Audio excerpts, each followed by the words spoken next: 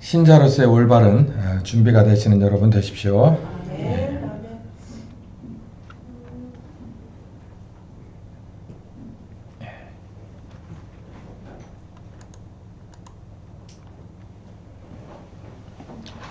네, 오늘 제가 이제 히브리서 말씀을 좀 가지고 몇 주간 이렇게 같이 여러분께 공부하는 시간을 좀 가지려고 합니다. 좀 전에 말씀드린 대로 지금 제가 이 히브리서를 꺼내 든다는 게 참 너무 한가한 일 아닐까. 이거는 정말 시간이 있고 마음에 여유가 있을 때 이건 공부해야 될, 차분하게 공부해야 될 일인데 이렇게 한 주 한 주간이 너무 이렇게 파고가 심한 이런 험난한 상황에서 이런 얘기가 조금 시간 낭비 아닐까, 적절하지 않지 않나 이런 생각도 해봤습니다만 역시 반을 허리매서 쓸 수는 없고 하나님께서 성령님 통해서 일하실 때 우리가 이렇게 차분하게 내실을 기하지 못한 사람이라면 이건 따라갈 수가 없는 일이기 때문에 복습하는 의미도 있고 또 그때그때 우리가 공부하다 보면 새로운 귀한 깨달음이 있을 수 있습니다. 그래서 한번 여러분 히브리서를 우리가 전체적으로 한번 잘 볼 텐데요. 오늘 첫 번째 시간을 갖도록 할 때 오늘 부제목은 용기와 결단 그리고 영접하는 믿음에 관한 거예요. 그러니까 국어 시간입니다. 여기서 주어가 뭡니까? 믿음이죠. 믿음 얘기를 하려고 하는 거예요.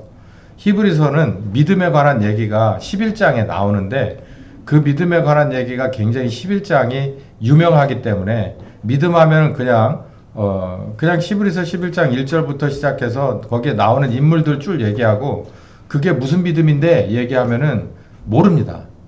믿음이 뭐냐? 그러고 히브리서에 나오죠. 그러고서 좀 성경을 아는 사람들은 펴놓고 보면 이게 무슨 믿음인데? 라고 이제 꼬치꼬치 물어보면 그 신천지에 빠지는 거예요. 들이대보면 모르니까. 모르는 사람이 어떻게 믿음을 완성하겠어요? 믿음이 완성되지 않으면 구원받지 못합니다. 오직 믿음으로 구원받는다면서 믿음이 뭔지를 알아야 될 거 아니에요. 오늘 히브리서를 공부하는 첫 시간에 믿음에 관한 얘기입니다. 제일 우리가 가져야 될 가장 필수 믿음이고요. 믿음으로 구원받는 건 이거는 만고불변의 진리입니다. 근데 이 믿음이 뭐냐에 따라서 정말 이 정의를 내리면 똑바로 내리지 못하면 지금처럼 헐렁한 믿음 그리고 변질된 믿음 가지고 앞에서 뭐 어떻게 되더라도 용두삼위격인 믿음 가지고 하나님 앞에 가면 다 퇴짜예요. 성경에 이렇게 정확하게 히브리서 정도 수준에서 믿음을 강조한 걸 우리는 공부를 잘 해야 됩니다. 그래야 하나님 앞에 갔을 때 착오가 없는 거예요. 우리 한번 짧게 히브리서 개요를 그냥 설명드리도록 하겠습니다. 신학교 가면 대충 이런 걸 가지고 한 학기도 배우고 1년도 배우고 그리고 논문도 쓰고 뭐 석사도 받고 박사도 받고 그래요. 필요 있나 모르겠습니다만 제목은 히브리서 이거를 뭐 헬라어로 써져 있는 것보다 그냥 영어로 투 히브루 히브리 사람들에게 이런 제목으로 써져 있는 서신이에요. 서신입니다. 서신. 저자와 수신인은 두 가지 생각을 갖고 있어요. 이 두 가지라는 것은 뭐냐면 정확하지 않다는 얘기입니다. 신학에서 정확한 게 없어요. 하나도 없어요. 이게 정말 이런 거예요. 이게 진짜 시간 낭비죠. 이게 전통적인 견해는 바울이 썼을 것이다. 저도 바울이 쓴 것 같아요. 예루살렘에 있는 유대인 중에서 예수 믿겠다고 나온 사도행전 2장부터 그런 사람들이 꽤 있잖아요. 그런 사람들에 대해서 쓴 것이다. 이렇게 보는 경우가 많고 이제 세월이 지나면서 아니다. 저자가 누군지는 잘 모르겠고 쉽게 이걸 유추해내기가 어렵고 로마의 유대계 그리스도인 그러니까 로마에 있는 유대인 출신 그리스도인들에게 쓴 걸 거야 라고 생각하는 사람들이 많고 거기에는 자기 논리를 이렇게 논증하기 위해서 뭐 이런 것도 있고 저런 것도 있고 계속 그렇게 말장난을 하는데 제가 늘 말씀드리지만 이거 언제 보면 확실하게 나온다고요? 우리가 어디 가보면 낙원에 가서 물어보면 돼요. 히브리서 누가 쓰셨냐고 손 좀 들어보시라고 그러면 되잖아요. 예. 그러니까 이건 그렇게 생각하면 되는 거예요. 이게 뭐 여기다가 막 모든 걸 걸고 학위의 제목으로 막 쓸 일도 아닙니다. 이건 우리가 여기서 아무리 주장을 해봐야 주장에 불과한 거고 저기 가서 하는 일이에요. 문제는 저길 들어갈 수 있겠냐 없냐는 거지. 그 티켓을 받았냐 확정됐냐 이게 문제인 거고, 못 들어가면 영원히 미스터리일 거고, 들어간다면 들어가는 순간 아 맞았네, 1번 견해가 맞았네, 2번 견해가 맞았네, 이와 같은 게 한두가 아니라 수백 수천만 개 의문이 딱 들어가는 순간 다 해결되는 거예요. 근데 어쨌든 이런 걸 가지고 밥을 버는 사람들이 있습니다. 제작연대는 한 68년 정도로 보는데, 그 이유는 13장 23절에 디모데가 아직 순교하기 전인 걸로 나오기 때문에 그렇다라는 얘기예요. 아, 이거는 그럴듯합니다. 이것도 변수는 전혀 없는 건 아니지만, 그래서 아마 68년쯤이지 않냐. 그러면서 서기 68년이면 언제냐라고 생각하니까 로마의 화재가 64년, 네로가 자기가 스스로 불질렀죠. 그리고 나서 그 뒤로 본격적으로 이 모든 죄를 그리스도인들한테 교회에 뒤집어 씌워가지고 이제 박해를 시작하죠. 네로의 박해 굉장히 유명하잖아요. 그 한 4, 5년의 아주 긴박한 박해 상황에서 유대교에서 그리스도인으로 나온 사람들이 다시 유대교로 돌아갈까 하는 움직임이 있었던 거 아니냐. 그래서 내용을 볼 때 그 사람들에게 신앙을 바로잡고 굳건히 해라 라고 하는 각도에서 쓰여진 게 아니겠나 이렇게 생각을 하는 거예요. 근데 저는 여기서 뭐 그럴듯한데, 여기서 이제 한 가지 제가 이렇게 교훈을 받았던 게 뭐냐면, 아, 당시에 유대교는 핍박을 안 받았구나. 로마에서 유대교를 핍박한 건 아니에요. 유대인을 핍박한 건 아니에요. 그 로마는 누구만 핍박을 했냐면 국적과 상관없이 예수 믿는다고 하면 핍박한 거예요. 지금도 그래요. 지금도 피부색과 상관없이, 그 사람이 어느 국적이냐 상관없이, 그 사람이 예수 믿느냐, 그 사람이 교회를 다니냐, 그리고 말씀 따라 사냐, 이거를 봐서 그렇다 하면은 그냥 묻지도 말고 따지지도 말고 죽이고 핍박하고 고통을 주고 불이익을 주고 겁박하고, 이거는 전 세계 공통입니다. 이때도 그런 거예요. 그래서 이 사람들이 생각한 거예요. 그냥 요 기간만이라도, 이 어간만이라도 피하기 위해서 우리가 유대교로 다시 돌아가면 안 될까? 어차피 유대교 사촌이 기독교 아니야? 이렇게 생각했을 수도 있겠다. 그 생각이 들어요. 뭐 그런 사람들이 있었든 없었든 제가 본 건, 아, 유대교로 돌아간다고 하면 유대교는 핍박을 안 받았구나. 전 이게 굉장히 신선했어요. 오직 그리스도, 내용을 보면 오직 그리스도, 대제사장이신 그리스도, 그리고 오직 믿음으로, 이 세 가지 큰 이 3분의 1, 3분의 1, 3분의 1로 이렇게 돼 있어요. 근데 그 중에서 오직 믿음으로가 사실상 서론이고 결론입니다. 그리고 수식어예요. 이 목적을 얘기할 때 항상 이렇게 빠지지 않는 것이 믿음 요구하는 거고, 처음에 시작할 때 믿음 얘기하고 마지막에 끝까지 견디는 믿음, 이 얘기를 하는 거예요. 그래서 오늘 말씀이 사실은 히브리서의 한 50%를 말씀드리는 이 믿음에 관한 얘기인데, 이게 한 두 개로 이렇게 나뉘어져 있을 건데요. 오늘은 첫 번째로 믿음이라는 이 주제를 가지고, 히브리서가 뭘 가지고 저자가 얘기를 했나, 믿음 얘기를 하는데, 믿음을 어떻게 볼 수 있을까? 이 핵심 열쇠, 푸는 열쇠 첫 번째가 이 믿음이라고 하는 단어, 키워드인데요. 이 믿음은 크게 두 가지입니다. 영접하는 믿음이 있고 행동하는 믿음이 있다는 거예요. 히브리서 저자를 보면 이 내용을 가지고, 이 개념을 가지고 쓴 게 분명합니다. 그래서 오늘은 첫 번째 시간으로 영접하는 믿음에 관한 얘기를 좀 우리가 공부를 할 거예요. 믿음에는 영접하는 믿음이 있고 행동하는 믿음이 있다는 거예요. 자, 그러면 영접하는 믿음이라는 건 두 단계로 한번 쪼개 볼 수가 있어요. 제가 여러분께 이해를 편하게 돕기 위해서. 이게 한 번에 순식간에 이루어지는 경우도 있고, 차분하게 한 단계 사람에 따라서 다 틀립니다. 근데 이 세 가지는 반드시 들어가 있어야 되는 얘기예요. 첫 번째는 용기, 그리고 결단입니다. 믿음은 용기가 없으면 안 돼요. 용기가 없는 사람은 믿음하고는 조금 거리가 있는 사람이에요. 용기가 없으면 안 돼요.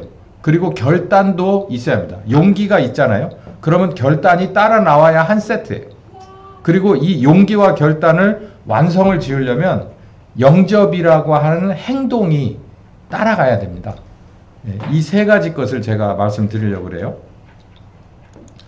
자, 이 영접하는 믿음에 관한 얘기는 주로 어디 나오냐면 히브리서 3장 7절에서부터 19절까지 나오고요.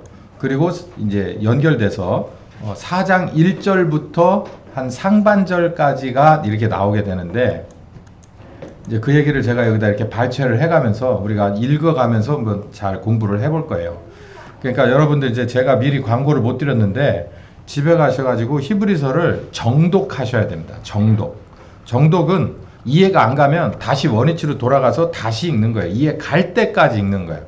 그러니까 처음에는 그냥 처음부터 끝까지 한번 쭉 통독 그냥 쑥 읽고 넘어가는 식으로 한두 번을 읽으시고, 그리고 나서 이제 대략의 그리고 이제 좀 부분적으로 내가 이해가 안 가는 데가 있으면 계속 그 부분을 보고 계속 정독해서 그 부분을 최대한 이해를 하고 가셔야 하는데, 어느 정도는 분명히 이해를 하고 가냐면 국어적으로는 이해를 해야 돼요. 이게 국어잖아요, 국어.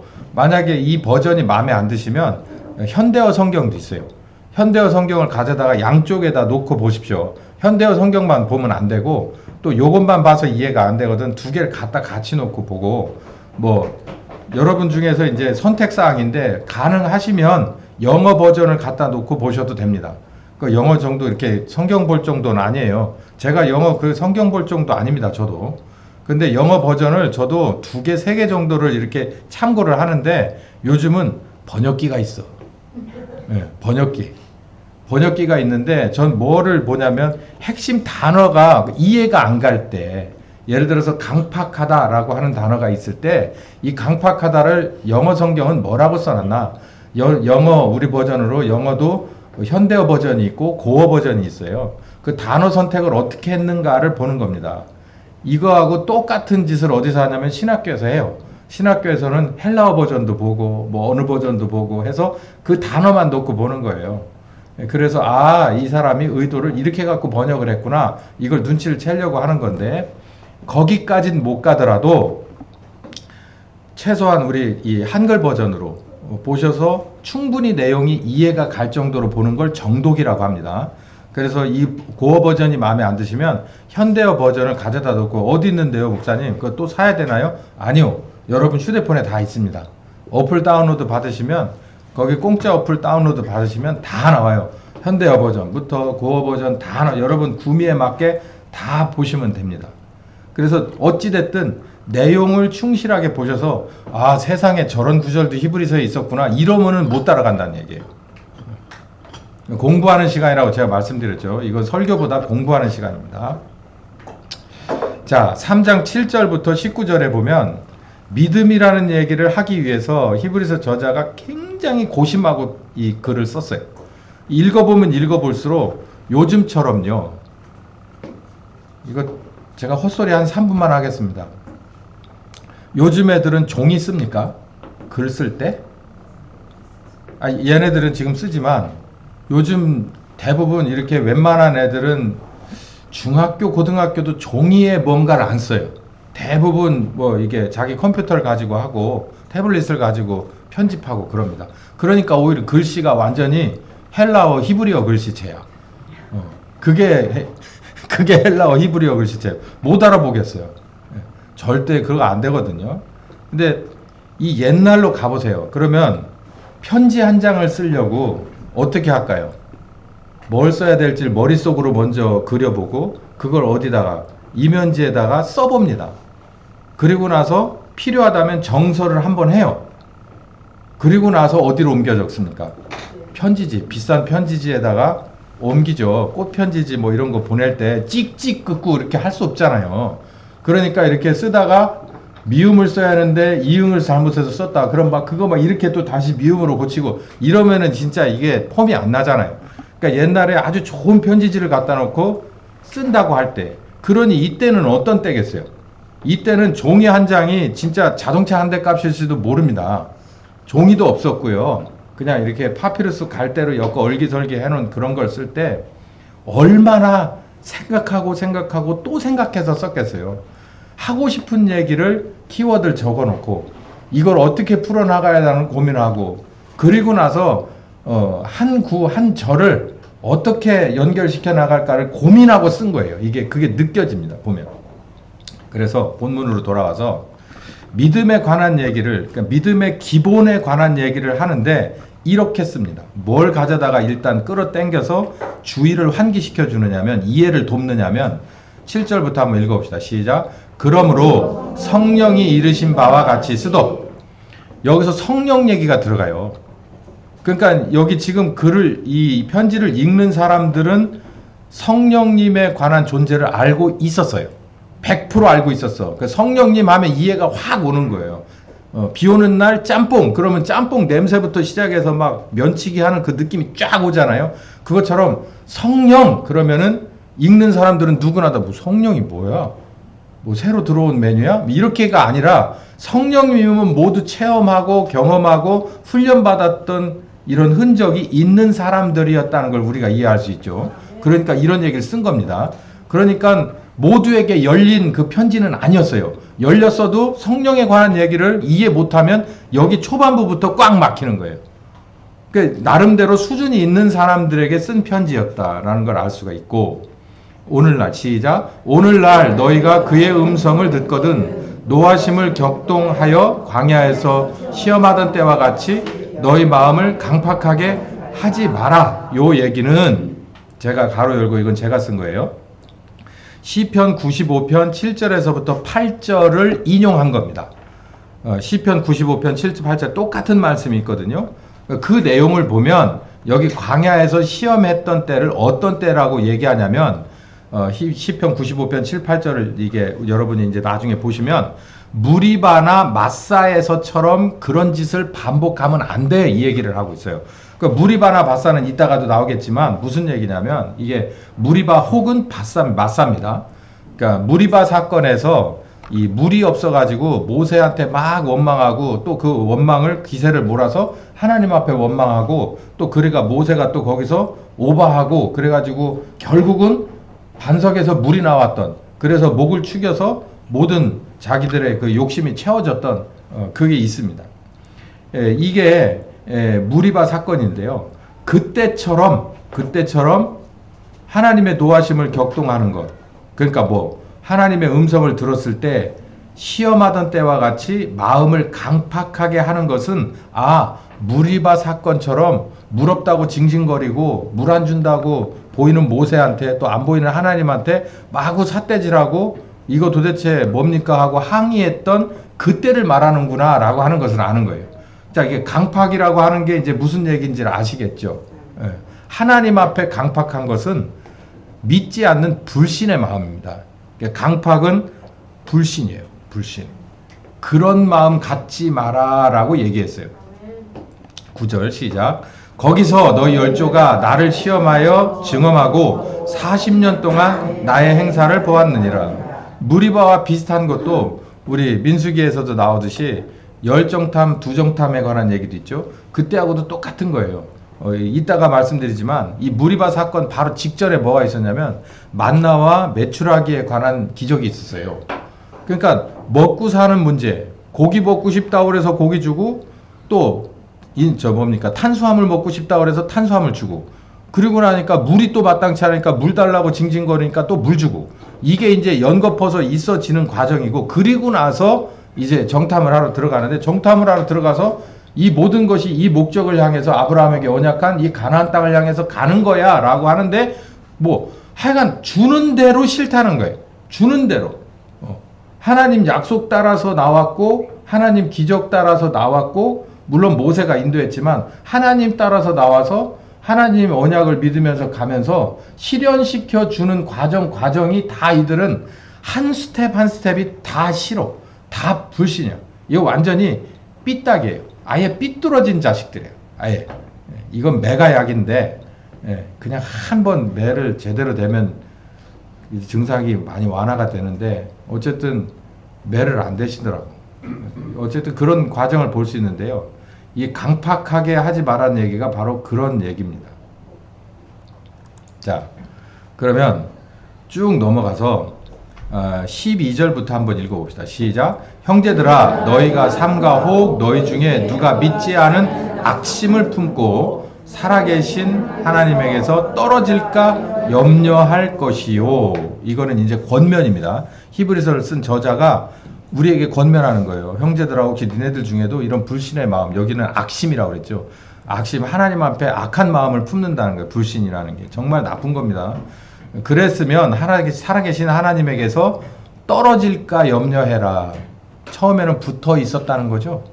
그러다 뭐 하면 떨어진다는 거예요. 불신하면 떨어진다는 거예요. 버려버린다는 얘기죠. 아니, 지가 스스로 놓고 나가는 겁니다. 자, 그러면서 13절에 아주 중요한 권면을 우리에게 하죠. 시작.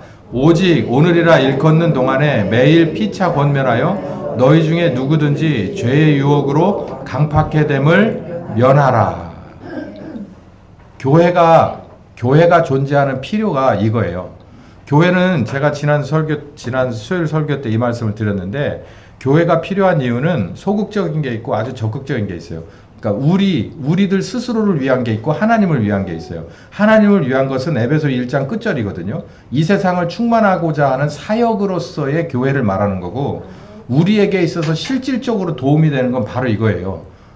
우리가 서로 간에 뭉쳐 있어야 되는 것은, 여기서 서로 간에 선의의 경쟁과 선의의 물론 이 권면을 주고받아야 하는 것은, 우리들 중에 누가 악심을 품고 이 불신의 마음을 품고 하나님에게서 떨어질까봐 염려되기 때문에 그렇습니다.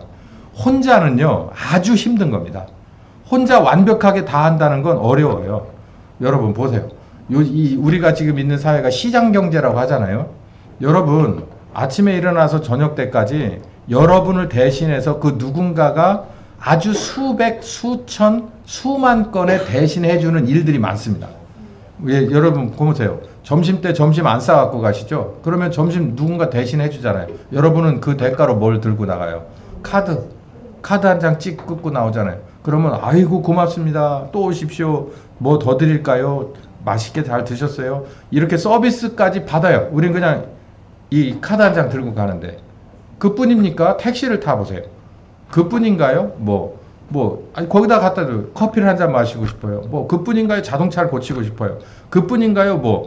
애들 뭘 가르치는데 내가 못 가르치니까 대신해서 가르쳐 주세요. 애들 뭘 돌봐주세요. 뭐 해주세요. 하는데 전부 우리는 카드 한 장 가면 누군가는 서비스까지 덤으로 주면서 내가 원하는 것을 다 해줘요. 이게 시장경제사회인데 교회도 그래요. 우리 신앙을요, 처음부터 끝까지 우리가 다 하나님 앞에 구원은 개별적인 거라서 최선을 다해서 우리들의 신앙의 의식주를 다 책임져야 하지만, 그럼에도 불구하고 모여있으라는 겁니다. 모여있어. 그러면서 뭐라고 권면하냐면, 너희들 중에 누가 한 사람이 혹시나 이런 상황에 빠졌거든 서로 염려하고 권면해줘라 라는 얘기예요. 그래서 서로 북돋아 주고 다시 그 슬럼프에서 건져내어줘서 옆에서 지켜봐주고 일어나게 만들어서 발과 발목에 힘을 얻어 일어나는 것을 격려하고 독려하고 지켜봐주고 염려해서 너희들의 모둠이 한 사람도 낙오되지 않게 해라 라고 하는 거예요. 제가 지난 수요일 설교가 바로 그거였거든요. 그래서 교회가 필요하다는 거죠. 혼자 존재할 수 있어요. 혼자. 웬만큼 강해지면 혼자 존재할 수 있어요. 그런데 명령이 뭐냐면, 네가 좀 강하냐? 그러면 약한 사람들을 위해서 같이 존재해야 된다는 거예요. 그래서 서로 밀어주고 끌어주고 해서 주님 오실 때까지 너희들이 이렇게 뭉쳐 있어야 된다는 겁니다. 이 교회의 아주 인간적인 면이에요. 떨어지면 어렵습니다. 그런 점이 있어요. 그래서 죄의 유혹으로부터 강팍해 됨을 면하라 하는 요 말씀을 먼저 우리가 좀 자세하게 좀 들여다보겠습니다. 자, 여기 보면 마음이 강팍하게 되는 이유는 죄의 유혹에 빠지기 때문에 그렇다라는 거예요. 네. 불신의 마음이 오는 것은 이미 뭐가 들어왔다는 거예요. 이 마음속에 죄의 유혹이 들어왔다는 거예요. 그러면 하나님을 불신하게 돼 있어요. 사람이 두 주인을 섬길 수 없다고 돼 있어요. 구조 자체가 그래요. 그런데 하나님 잘 저기 하다가 갑자기 방향전환이 됐잖아요. 그러면 자기가 자각을 하든 못하든, 그리고 다른 사람을 볼 때도 그냥 그렇다고 지적할 필요는 없지만, 저 사람이 신앙생활을 잘하다 갑자기 슬럼프에 푹 빠졌다, 그러면 저 사람이 내가 뭘 알든 모르는 시간에 어느 순간에 어느 이유 때문에 뭐가 들어왔다는 거예요. 죄의 유혹이 들어왔다는 거예요. 그게 들어와서 이 속에 깊이 박혔을 때 이게 흔들리기 시작하는 거예요. 이제 지금 그 얘기를 하는 겁니다. 다시 13절 읽어봅시다. 시작. 오직 오늘이라 일컫는 동안에 매일 피차 권면하여 너희 중에 누구든지 죄의 유혹으로 강팍해 됨을 면하라 라고 하는 거예요. 아, 죄의 유혹이 내게 들어오면 강팍하게, 불신의 마음이 같이 비례해서 싹 트는구나. 죄의 유혹이 들어오면 불신, 죄의 유혹이 들어오지 못하면, 혹은 내가 막아버리면 믿음. 이렇게 이 그래프가 그렇게 된다는 얘기죠. 자, 유혹하면 창세기 3장 4절 하와를 유혹한 뱀을 우리가 가장 원조로 보면 되겠습니다. 뱀이 여자에게 말합니다. 너는 결코 죽지 아니라. 요게 키워드거든요. 뱀이 그랬어요. 하나님은 뭐라고 그랬어요? 이 반대로 하나님은 뭐라고 그랬습니까? 아담에게 너 선악과를 따먹으면 뭐 할 것이다? 정령 죽으리라 그랬어요. 근데 뭐 뱀도 참 교묘하죠. 그러니까 아담에게 와서 직접적으로 했으면 아담이 뭐라고 했을까요? 물론 뭐 가정이지만 아담은 하나님 앞에 분명히 들은 소리가 있어요. 그게 여기 콱 박혀 있는 게 있다고. 너 죽어 임마. 이거 먹었다면 죽어. 이 소리가 들어와 있다고. 근데 뱀이 와가지고 얘기하면 아담은 최소한 뭐는 했을 거예요? 고민은 했을 거예요. 고민을. 근데 하와는 직접 들은 얘기가 아니잖아요. 아담에게 간접적으로 들었지 하나님한테 직접 받은 게 아니에요. 이게 중요한 게 하나님 앞에 직접 받아야 됩니다. 여러분도 말씀을 들을 때, 그래서 성령님이 각 개개인에게 오셔서 말씀을 개개인별로 하시는 거예요. 제가 여러분에게 이 말씀을 해도 이건 제가 우리가 들을 수 있는 주파수 안에서 우리의 언어로 해드리는 얘기지만, 성령님이 이 말씀 따라서 여러분에게 해주시는 말씀이 진짜인 거예요. 그 말씀이 여러분에게 들어올 때, 아, 이게 이런 거구나 라고 이게 들어올 때 그게 바로 여기서 직접 받은 말씀이 되는 거예요. 저는 이 말씀을 직접 받았고 여러분에게 전해서 여러분은 또 이 말씀을 중심으로 직접 받으셔야 돼요. 그게 우리들이, 그리고 하나님이 원하시는 계획입니다. 뱀이 여자에게 말해요. 이 얘기를, 도대체 이 얘기를 듣고 나서 이게 듣고 나서 이 안에서 도대체 무슨 화학작용이 일어났기에, 뭐 산삼을 먹으면 뭐 죽어가는 사람도 일어난다는데, 하여간 이 하와가 도대체 이 얘기를 듣고 이 안에서 무슨 화학 반응이 일어났기에 뭐라고 그랬냐면, 여자가 그러니까 여기 보면 먹음직하고 보함직하고 지혜로울 만큼 탐스럽기도 하고 지 스스로 따먹고 남편한테도 갖다가 입에다가 넣어줘. 이런 용기는 어디서 났겠냐? 이런 결단은 어디서 났겠냐? 이런 죄를 영접하는 이건 어디서 났겠냐는 거죠. 그러니까 이게 하나님도 영이시고 이 사탄도 영이에요. 그러니까는 우리 이걸 알아야 돼요. 하나님의 말씀도 우리에게를 확 이렇게 들어오는 말씀이고 직접 주시는 말씀. 사탄도요 우리에게 확 줍니다. 그러면 어디로 들어와요? 이리로 들어와요. 어디로? 심령과 관절과 골수까지 들어온다고. 사탄의 말씀도, 말씀이 아니라 사탄의 유혹도. 이걸 알아야 돼요. 근데 이 하와가 처음이에요. 그래서 자기는 하나님의 말씀에 의심을 품었는데 거기에 뭔가 이게 확정을 져주는 게 뱀이 와서 절대 안 죽어 라고 얘기하니까는 확 들어온 거예요. 유레카. 이거였어. 내가 듣고 싶은 말이 바로 이거였어. 아, 이거였구나. 아, 하나님이 이런 속내가 있었네. 하나님, 성령님도 우리에게 주시는 깨달음이 그거예요. 유레카. 이거였어. 바로 이 말씀이 품고 있었던 속뜻은 바로 이거였어. 똑같은 패턴이에요. 근데 하나는 죽이는 거고 하나는 살리는 거예요. 그래서 성령님을 따라가라는 거예요. 몸을 따라가요. 몸은 다른 말로 사탄이 쥐고 흔들거든요. 그러니까 성령님을 따라가야 사는 길이고 몸을 따라가면 이 사탄이 주물럭주물럭 하는 거기 때문에 이걸 따라가면 아무 소용없고 성령님 따라가라고 하는 얘기인데, 여긴 결국은 사탄을 따라가는 거죠. 그러니까 죄의 유혹이 오면 반드시 그 결과물은 하나님을 불신하는 결과가 나와요. 예. 마음으로 나오고 행동으로 나와. 입으로 나오고 행동으로 나와. 그러니까 여자가 이 말을 듣고서 똑같은 선악과를 봤을 때 이건 참 먹어야 되나 말아야 되나 이랬는데 이 얘기를 딱 듣고 선악과를 보니까 이렇게 확 바뀌는 거예요. 바뀌어서 이거 하나님이 나한테 이런 속내를 가지고 숨겼구만. 그래 나 이거 따먹고 내가 하나님같이 될 거야. 그리고 나서 저도 먹고 남편한테도 자신감 있게 갖다가 입에다 넣어줘요. 자, 마음이 강팍하게 되는 이유는 죄의 유혹에 빠지기 때문에 그렇다는 겁니다. 아까 말씀드렸듯이 무리바 사건이 출애굽기 17장 1절부터 나오는데요. 여기 이 신광야 사건 제가 아까 말씀드린 대로 16장 출애굽기 16장에 보면 이스라엘이 하나님 앞에 온갖 것을 다 항의했어요. 불만을 제기한 거예요. 처음에 고기 먹고 싶어. 애굽의 고기 까마가 생각나. 막 그러면서 막 징징거려요. 탄수화물도 생각나. 막 징징거려요. 그게 바로 16장입니다. 이게 17장이죠. 16장에 그 얘기가 나와요. 그래서 정말 깁니다. 16장이 엄청 길거든요. 그래 알았어. 내가 너희들에게 고기 먹여줄게. 알았어. 내가 너희들에게 밥, 탄수화물도 먹여줄게. 그런데 대신 너희들이 알아야 될 게 있다. 이거 내가 너희들한테 주는 하나님이 주는 이제 양식인데 이거는 일주일 동안은 열심히 일해서 하고 하루는 절대로 하면 안 된다. 그래서 이렇게 쉬는 안식일이 되기 직전의 날에 이틀 거는 내가 허용을 해줄게. 그리고 많이 그렇게 줄 거고 그 안식일을 지켜서 거룩하게 해라라고 하는 단서를 붙여주고 고기도 주고 그리고 탄수화물도 주고 이게 맞나? 이렇게 그렇게 말씀하시는 장면이 16장이에요. 그러면서 16장 끝절에 뭐라고 되어 있냐면 이스라엘이 충성됐든 안 충성됐든 40년 동안 뭘 먹었더라? 이 만나를 먹었더라. 그렇게 되어 있어요. 그러니까 하나님은 미쁘시니 신실하신 분이니 약속하시면 꼭 지켜요. 이스라엘이 잘하든 못하든.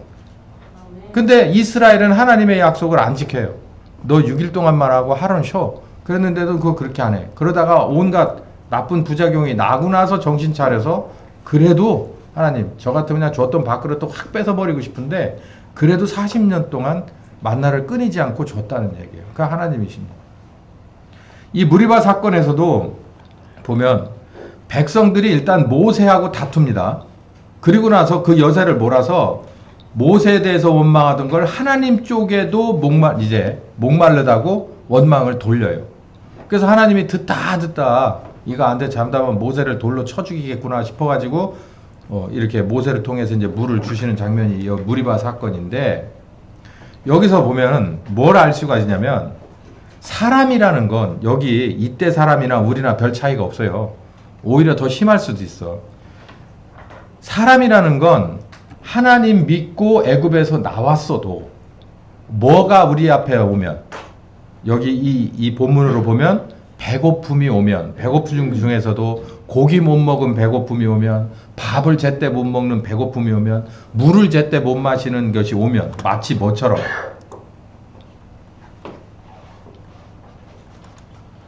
세상의 염려가 우리 속에 들어오면 무엇을 먹을까? 무엇을 마실까? 무엇을 입을까? 또 이게 요한이 쓸 때는 뭐라고 썼냐면 이게 모두 세상에 있는 핵심들인데 핵심 가치들 이 세상 사람들의 핵심 가치가 육신의 정욕과 욕심이에요. 육신의 욕심과 안목의 욕심과 그리고 이생의 자랑거리를 추구하는 것인데 이런 것들이 우리 마음속에 들어와 있으면 뭐가 싹 튼다고요? 불신이 싹 트요. 불신. 마음이 강팍하게 돼. 하나님 앞에 뭔가가 이 믿음이 점점 이렇게 반비례하는 거예요. 세상의 염려와 유혹이 세상의 것이 우리 속에 계속 들어와 있으면 무엇을 먹을까 입을까 마실까 하는 것이 염려로 다가오기 시작하면 이 말이에요. 염려로 다가오면 아니 그러면 교회 다니면 뭐 먹어야 되고 입어야 되고 마시는 건 전혀 상관 안 하고 사는겨? 그냥 살아? 아니요. 염려는 하지 마세요. 염려까지 가면 문제가 돼. 하나님 앞에 불신이 됩니다. 염려가 되면 불신이 돼요. 이걸 좀 설명을 해야 되나? 이거 재정 세미나 시간이 아닌데 염려가 되면 그게 왜 선악과냐면 염려가 되면 내 생각이 들어가요. 거기에. 예를 들어 봅시다. 내가 애들을 셋을 키워요, 넷을 키워요. 뭐 둘을 키워요, 하나에 상관없어요. 우리 부부가 살아야 돼요. 이 생활비가 있어요. 잘 들어주세요. 이런 거 굉장히 중요하거든요. 보통 제정신이, 그러니까 세상에서 봤을 때 제정신이 바뀐 사람이면 애들에 대한 것도 염려, 우리 노후에 관한 것도 염려, 다 염려입니다. 염려 안 되는 게 있어요? 아니, 세상의 상식이에요, 염려. 어쩌면 그 세상의 그 염려는 이 세상을 돌리는 원동력인지도 몰라요. 그것 때문에 공부시키고, 그것 때문에 아침에 일찍 일어나고, 그것 때문에 두 가지, 세 가지 일을 하면서도 잘 참잖아요. 그러니까 세상을 돌리는 원동력은 아마 물질일 겁니다. 근데 성경은 우리에게 뭐라고 가르치냐면 물질과 하나님을 겸해서 섬길 수가 없어. 니네가 하나님을 섬기려면 물질 섬기면 안 돼. 섬긴다는 정의가 뭐냐면 염려하는 거예요. 우리가 안 먹고 살 수는 없고 안 입고 살 수는 없잖아요. 염려하는 차원까지 들어가면 안 돼. 염려는 누구 거라는 거예요. 한날의 괴로움은 너희 거고 내일의 문제는 누구 거, 내일의 염려는 누구 거라는 거예요. 하나님 거라는 거예요. 그거를 니네가 분명히 알고 있어라. 그러면서 저기 드레피는 백합화도 얘기하고 저기 공중나는 참새 한 마리도 얘기하잖아요. 모든 계획은 하나님께 가지고 있으니까 너는 오늘 닥치는 일에 최선을 다하라는 거예요. 이거를 제가 요즘 용어로 설명을 하면 뭐냐면 제가 뭔가 필요한 게 있어요. 내가 한 달에 얼마 정도가 필요하고 그보다 더 중요한 건 신앙생활을 해야 돼. 그럼 주일날 쉬어야 되고 내가 애들을 이렇게 신앙생활 교육하려면 이러저러한 시간의 여백이 필요하고 이러저러한 숫자의 돈이 필요해요. 그래야 내가 최소한 이걸 할 수 있겠다라고 하는 최소의 금액이 있고 최소한의 시간이 있단 말이에요. 그 내가 낼 수 있는 시간 범위가 있고 그렇게 해서 딱 정해지잖아요. 저는 그렇게 살았어요. 저는 이래저래 해가지고 제가 필요한 시간이 뭐 몇 월부터 몇 월까지 그리고 몇 시부터 몇 시까지는 풀이고 반드시 있어야 될 시간은 이 시간이다 라고 생각하고 직장을 찾았어요. 그럼 없을 거라고요? 글쎄 없어 본 적이 저는 없어요. 예, 없어 본 적이 없고 그때마다 오래 걸리지도 않고 그런 일이 와요. 근데 그게 내가 내 마음에 차는 일이냐 아니냐는 그건 내 문제예요. 가서 두부를 팔아야 된다 그러면 두부를 팔러 가는 거예요. 그게 나에게 주는 일이니까. 그 시간이 그 일이 바로 내게 이 시간을 낼 수 있는 가장 좋은 일이라면 그게 하나님이 준 거지 뭘. 그렇지 않고 다른 격식 잡힌 일을 생각을 하면 그거는 하나님 쪽에 일을 못 하는데 그걸 말하는 거예요. 그거를 내가 하나님 쪽에 써야 할 시간과 그리고 하나님 쪽에서 내가 반드시 내 양심상으로 꼭 써야 될 숫자의 돈이 필요하면 그걸 놓고 하나님 앞에 기도하면요 하나님이 그거 맞춰준단 말이에요. 그 대신 내가 원하는 류의 일인지 그거는 내 문제라고 내가 나를 부인할 문제란 말이에요. 난 그거 내가 지금 학교를 이만큼 나왔는데 어떻게 그런 거를 해. 이거는 내 생각인 거예요. 그걸 부인해야 되는 것은 내 몫입니다. 그러라는 거예요. 염려하지 말라는 거예요. 준다는 거예요. 아니 백합화 얘기가 나왔고 참새 얘기가 나왔으니까 백합화가 어디에 심겨지길 원할까요? 걔도 생각이 있다면 심겨지고 싶은 지 생각이 있을 거 아니에요. 나는 최소한 이렇게 밑거름이 이만큼 깔리고 배수는 얼마나 잘 되고 해는 잘 들고 이렇게 뭐 봄, 여름, 가을, 겨울이 일교차는 어느 정도 있는 데서 어느 정도의 시점에서 심겨졌으면 좋겠어 라고 그래가지고 심겨지는 백합화 봤어요? 그런 거 없어요. 누가 심어요? 그 주인이 심어요. 주인의 손에 의해서 심어지는 거예요. 늦가을에도 심어질 수도 있고 이른 봄에도 심어질 수도 있고 여름에 심어질 수도 있어요. 그게 산비탈이 될 수도 있고 논가운데가 될 수도 있고 어느 고관 대작의 화분 속일 수도 있다고. 그건 자기가 원하는 대로 클릭해서 되는 문제가 아니에요. 우리 인생이 클릭해서 여기 온 게 아니듯이 선택할 수 있었으면 아마 이건 아닐 거라고 하는 게 많을 테지만 선택할 수 없는 거예요. 선택란이 없는 거예요. 그건 하나님의 직권이라는 거예요. 그런데 우리가 하나님의 영역을 넘어서려고 해요. 똑똑해지면 질수록 온갖 것을 합리화하면서 온갖 것을 희석하면서 하나님의 말씀을 합리화하고 그리고 현실적으로 재해석하면서 그렇게 가르치고 그렇게 배우고 그런 교회가 사람이 많은 거예요. 왜? 넓으니까. 두 가지 다 가질 수 있으니까. 염려로 가득하면 불신이 싹트게 돼 있어요. 염려로 가득한 일을 해보세요. 염려로 가득해서 내가 뭔가를 내가 원하는 걸 선택해 이것만이 살 길이라고 잡아보세요. 당장에 그 입문하는 순간부터 뭐하고 뭐가 부딪히냐면 하나님의 말씀과 그 직장의 현실이 부딪힙니다. 그러면 어떻게 할 거예요? 거기서 또 합리화해야 돼요. 이 심각한 상황이 벌어져요. 그러니까 세상에 염려가 가득하면 불신이 싹튼다. 요 말씀 제가 드렸고, 요한도 말하기를 육신의 욕심과 안목의 이걸 따라가다 보면, 이 욕심 따라가다 보면, 이 몸의 욕심, 눈의 욕심, 그리고 이 자랑하는 이 욕심거리만 따라가다 보면 불신 싹튼다는 거예요. 그러면 뭘 따라가면은 불신이 아니라 믿음이 싹틀까요? 성령님 따라가면 되겠죠. 성령님은 그러면은 목사님 우리가 사는 데 있잖아요.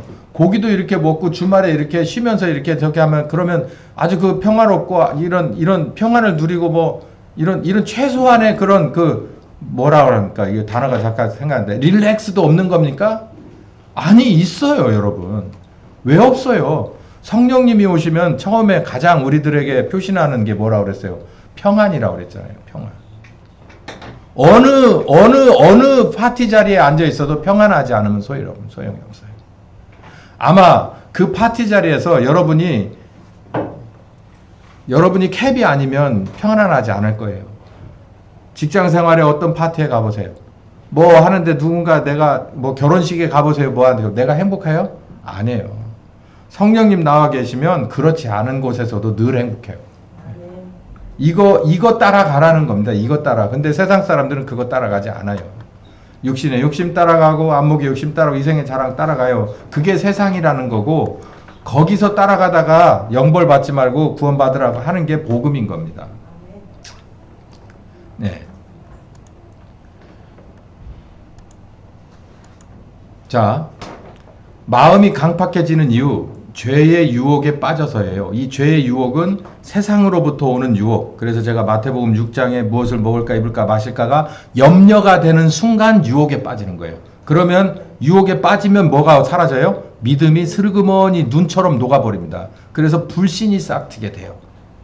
그러면서 말씀에 묻지도 따지도 말고 아멘하고 내가 되든 안 되든 이 말씀 순종하리라라고 용기를 내고 결단을 냈던 사람이 뭐가 싹트냐면 의심이 싹트기 시작하는 거예요.